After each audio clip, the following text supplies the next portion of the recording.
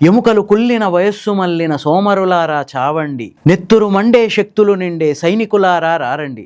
శ్రీశ్రీ మహాప్రస్థానంలో యువతను ఉద్దేశించి రాసిన పదాలు ఇవి. నిజంగా ప్రజాస్వామ్యానికి ఉన్న గొప్పదనం మరోసారి భారతదేశంలో నిరూపితమైంది. యంగ్ జనరేషన్, జెన్జీ పీపుల్ దేనికోసమైతే కొట్లాడిరో దాన్ని ఆఖరికి సాధించి తీరిర్రు. ప్రభుత్వం కూడా తప్పదు, తలొగ్గి తీరాల్సిందే అన్న నిర్ణయానికి వచ్చింది. 20-25 రోజులుగా వాళ్ళ మీద పడ్డన్ని నిందలు లేవు. వాళ్ళ వెనక పాకిస్తాన్ ఉందని, వాళ్ళ వెనక చైనా ఉందని, సోనం వాంగ్చుక్ చైనా ఏజెంట్ అని, బంగ్లాదేశీయులు ఉన్నారని జెన్జీ ఉద్యమంలో రకరకాల బురదంతా తెచ్చి వాళ్ళ మీద చల్లడానికి ప్రయత్నం చేసిర్రు.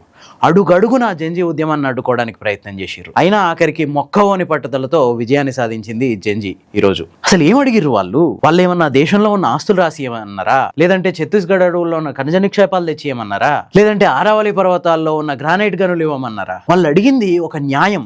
ఆ న్యాయం కూడా ఈ ప్రభుత్వం చేయలేకపోతే దండగ కదా. ఏంది వాళ్ళు అడిగింది?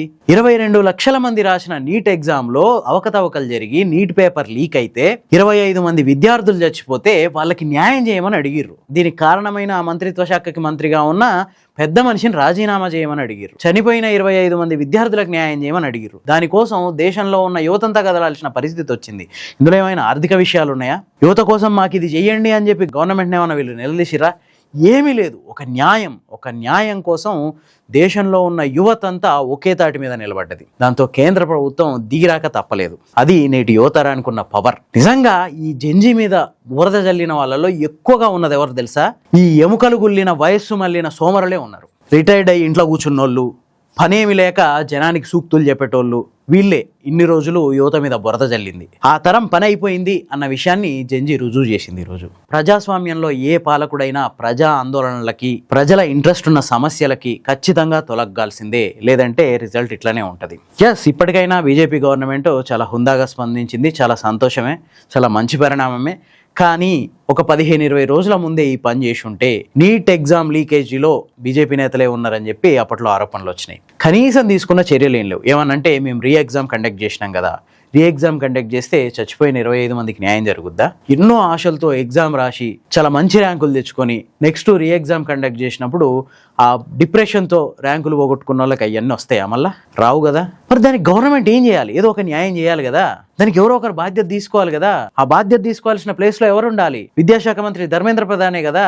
ఈయనే కదా 1997లో ఒడిశాలో పేపర్ లీకేజ్ అయింది అని చెప్పేసి మొత్తం ఏబీవీపీ కార్యకర్తలందరినీ వేసుకొని రోడ్డు మీదకి వచ్చి ధర్నాలు చేసి అప్పట్లో గవర్నమెంటే దిగిపోవాలని డిమాండ్ చేసిండు. ఈ రోజు వచ్చేసరికి నేనెందుకు బాధ్యత వహిస్తా అన్నట్టుకుంటే దారుణమైన విషయం. సో ఇప్పటికైనా బీజేపీ గవర్నమెంట్ చాలా చక్కగా రెస్పాండ్ అయింది. ధర్మేంద్ర ప్రధాన్తో రాజీనామా చేయించింది. చాలా మంచి విషయం. అంటే ఇదేమి వాళ్ళంతా వాళ్ళు తీసుకున్న నిర్ణయం కాదు. జెన్జీ మెడల్ వచ్చింది గవర్నమెంట్ ఇది ఒక విధంగా. ఎందుకంటే 2024లో మొత్తం భారతదేశంలో మేము విజయదుందుబి మోగిస్తాం అనుకున్నది బీజేపీ గవర్నమెంట్, కానీ మోగించలేకపోయింది. రీజన్ ఏంటంటే రైతుల ఉద్యమం. 2021లో వచ్చిన వ్యవసాయ చట్టాలకు వ్యతిరేకంగా రైతులు ఉద్యమించారు. మొత్తం ఢిల్లీ నష్ట దిగ్బంధనం చేసిర్రు.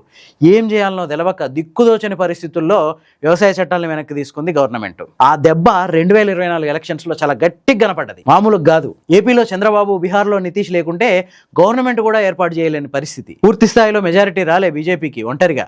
అదే దెబ్బ ఇప్పుడు జెన్జీ వల్ల పడబోయింది. ఇప్పటికే చాలా లాస్ అయినరు బీజేపీ వాళ్ళు. ఎన్ని ఏషాలు వేసినా ఇప్పుడు ఏమి ఈ ధర్మేంద్ర ప్రధాన్ రాజీనామా వల్ల ఇదంతా ఏం సెట్ అయిపోదు. ఇదంతా గుర్తుపెట్టుకుంటారు ప్రజలు కానీ యువతరం కానీ. మేబీ ఆ రైతుల ఉద్యమంలో బీజేపీ వ్యవహరించిన తీరుకి నిరసనగానే 2024లో వాళ్ళ సీట్లు తగ్గినాయి అనే విషయాన్ని బీజేపీ ఇప్పుడు అబ్జర్వ్ చేసి ఉంటుంది. అందుకే ఇప్పుడు కనీసం ఈ జెన్జీ పీపుల్ ఈ సీజేపీ నిరసనలకైనా తలొగ్గకపోతే నెక్స్ట్ మనం కూడా ఒకప్పుడు 2014లో యూపీఏ గవర్నమెంట్ పెట్టిన దుస్థితే పడుతుందేమో అన్న ఉద్దేశంతో ఈ పని చేసి ఉంటుంది తప్ప అంతకు మించి ఏం లేదు. సో ఏదైతేంది ఇదంతా జెన్జీ పీపుల్ విజయం, సీజేపీ విజయం. బెంగాల్ గెలుపు తర్వాత బీజేపీలో ఒక రకమైన అతివిశ్వాసం వచ్చేసింది.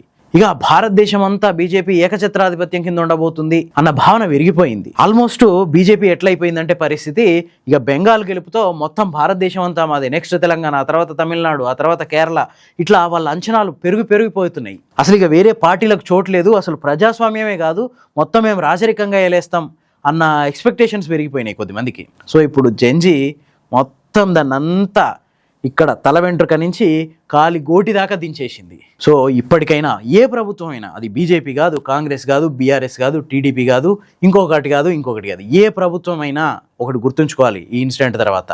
ఖచ్చితంగా ప్రజలు గనక గట్టిగా తలుచుకుంటే ఎట్లాంటి నియంత అయినా గాలి కొట్టుకోవాల్సిందే, తుఫాన్లో గడ్డి పోసలా కొట్టుకోవాల్సిందే. ప్రజల ఆలోచనలకు విరుద్ధంగా, ప్రజల ఇంట్రెస్ట్లకు విరుద్ధంగా, ప్రజల ఆందోళనలకు విరుద్ధంగా పోయే ఏ గవర్నమెంట్ కూడా ఎక్కువ రోజులు మనుగడ సాగించలేదు. మరి మీ అభిప్రాయం ఏంటి? కామెంట్స్లో చెప్పండి. ఈ వీడియో కనుక మీకు నచ్చితే లైక్ చేయండి, షేర్ చేయండి. ఇలాంటి మరిన్ని మంచి కథనాల కోసం ది ఫోర్త్ ఎస్టేట్ ఛానల్ని సబ్స్క్రైబ్ చేసుకోండి.